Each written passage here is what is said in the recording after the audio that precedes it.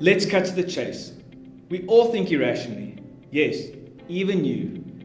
You can easily identify it in other people. They sound illogical, unreasonable, and often lacking in common sense. Often they are so locked into their point of view that they are unable to snap out of it. Frustrating, right? The truth is though, it happens to you too. It happens to all of us. And here's why. For one, our brains are constantly working to keep us safe. Because your senses can only process and interpret limited amounts of information at a single time, our brains pick and choose from our surrounding stimuli as to what is most relevant to us. Without this mechanism, much like a computer trying to run too many programs at once, we would overload and our systems would crash. A simple example, you're in a busy shopping mall looking for your friend wearing a red shirt. Your brain automatically filters out and ignores the other colors and hones in on the red to aid you in your search. Did you specifically notice the other 20 people wearing green?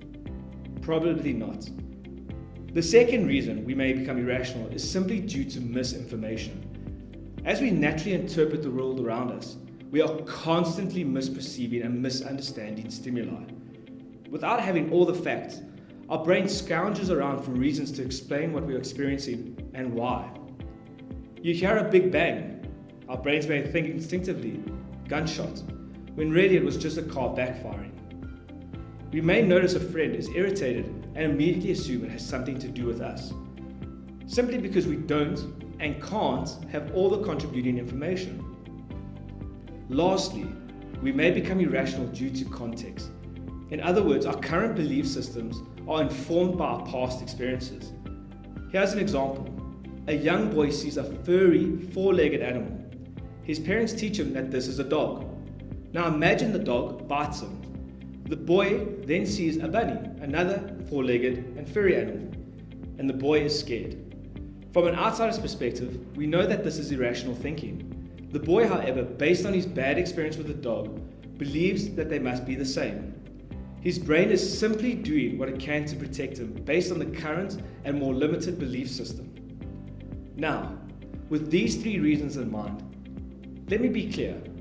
Thinking irrationally does not mean you're doing something wrong.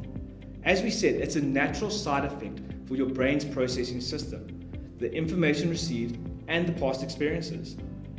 The problem with irrational thinking is when it begins to negatively impact our day-to-day lives.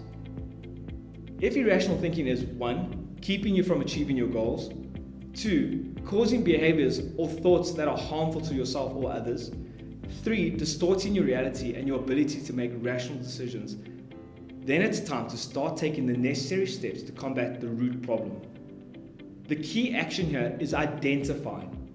Through reflecting and identifying which thoughts have become irrational and what caused them to become that way, we are able to work towards replacing that thought with a more rational one, which can serve us more positively in the long term.